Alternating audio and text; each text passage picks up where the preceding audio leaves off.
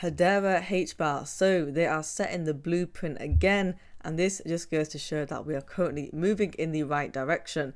Guys, I've got some great news for you today in relation to Hbar. Now, you can see across the board we are in the red, but don't worry about that. We actually have a very interesting interview with HBB Bull and also with Rob from Sharky Bites. We are going to be getting some new updates coming in from them.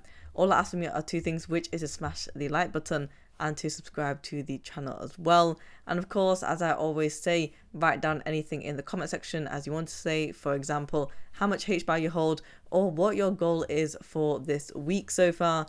Today is the second to last day of April, so we're heading into May. Of course, we are in spring, but let's get this summer rolling on.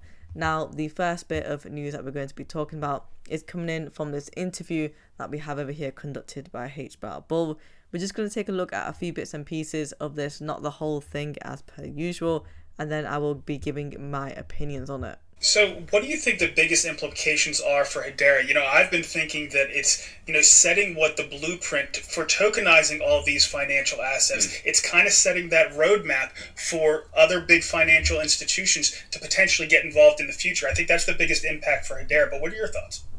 Yeah, absolutely. And each one is additive, right? They all accrete around this general narrative that Hedera is the enterprise grade, safe, secure, and appropriate network to do these tokenized assets on. We had previous versions of this kind of these platforms, and there are many securitization platforms out there. We've got a few in our own Hedera ecosystem as well. But the inclusion of and adoption by these big names is really key here. Each one that's added just further validates and creates a snowball effect and a kind of gravitational pull, if you like, for all the others, and it becomes less and less risky for them to do. So you get a couple of these big names attached to your platform, and you're tokenizing those funds entirely with their approval. Then it becomes easier for Archax to go out and develop more business relationships with other funds, but each one becomes less and less risky for those funds to approve, and then ultimately it just becomes part of the normal run of things. So I'm very excited about this development. So I definitely think that Rob is right about this one. He has hit the nail on the head. As we saw yesterday with BlackRock and Hedera, so many articles that were positive, but so many that were also negative as well. Perhaps more positive than negative, because we did have quite a lot of articles saying that HBAR's price did actually soar because of BlackRock's association. So we have these big names being attached with Hedera. Of course, we have the governing council, but BlackRock to be attached to Hedera.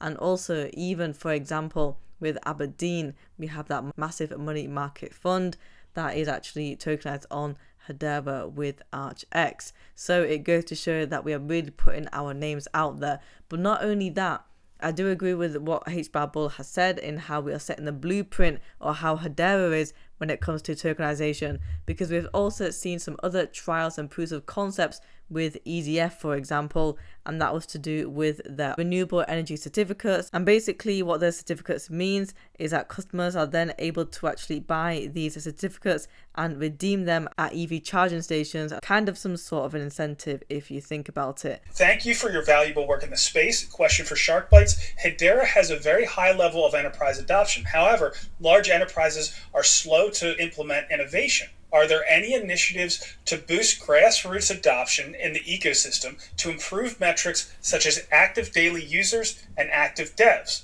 The answer is yes. We can be the shiniest mousetrap in the ecosystem unless we get developer and community kind of builders on within the Hedera ecosystem. Then we go the way of Betamax.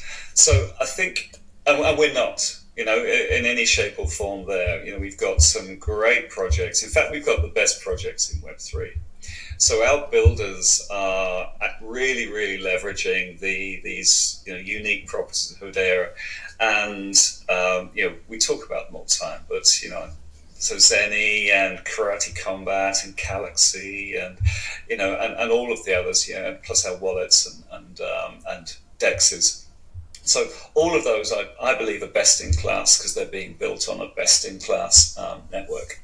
However, it is true to say that we are far behind some of the other networks in terms of developer engagement and active developers. So, this is one of the key objectives of Hedera this year. In fact, it's a stated objective of the Hedera LLC, and through its partners in the ecosystem, the foundation and Swirls Labs, we recognise that we have to grow this developer community. So part of that is what Andrew Aitken is doing with the open source initiatives coming out of Hedera.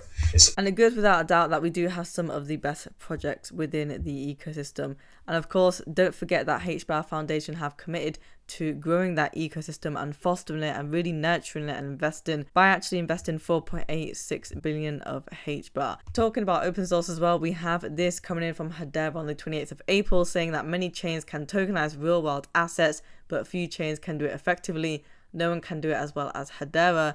And we have over here a claim that Hedera is not open sourced, but we have clapped back and said, well, actually, we are open sourced. You'll see over here that the Hedera Governing Council is committed to open, transparent code.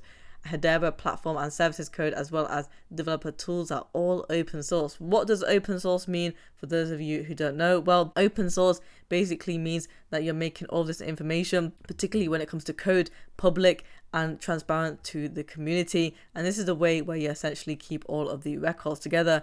And so anybody who wants access to this code and information, they are able to get it because it'll be available for them. So we are open source, and that is pretty good. You'll see over here we have 100 plus open source repositories, 500 plus community contributed HIPs, and 20,000 plus members in developer Discord. And this just really goes to show how committed Hedera are at being transparent. We are down by 2.88% on the 1-day chart. We are trading at 10 cents so far. But look at the volume. We are up by 4,000%. So what is actually going on here?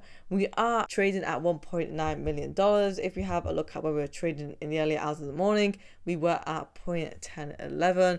On the 7-day chart, you'll see how we've compared. So we are down by 4.85%. But look at that nice spike that we had to 13 cents on the 27th of April. So at the start of the week, we did actually trade at 10 cents, 0.102. Then we went to the upside over here to 0.1752. And we did increase by 7.5 cents. That was on the 24th of April. And then midweek, we did go to 0.1098. Now we have actually just been trading at the mid-range of 10 cents, but we've gone down ever so slightly. So the price action I'm currently looking at source for today is roughly around about that mid-range of 9 cents or 10 cents. And if we do see more of a pullback, possibly 9 cents in general. For the overall market, we are up by 23.09%, and we are trading at $65.57 billion. For HBAR then, we are down by 2.7%, but it's not bad because we are trading at 10 cents. So we are pretty much in line with Source's price now, which we haven't seen for quite some time in general, as Source has taken that retracement. So on the 1 week chart, we are still in the green, of course. We still have that snowball effect coming in from last week's gains. We started off the week at 0.0882. You already know that we doubled it at 0.168, and now we have just retraced back as always with price action and with hype news to 0.104. Where am I looking for the price action for HBAR in the short term?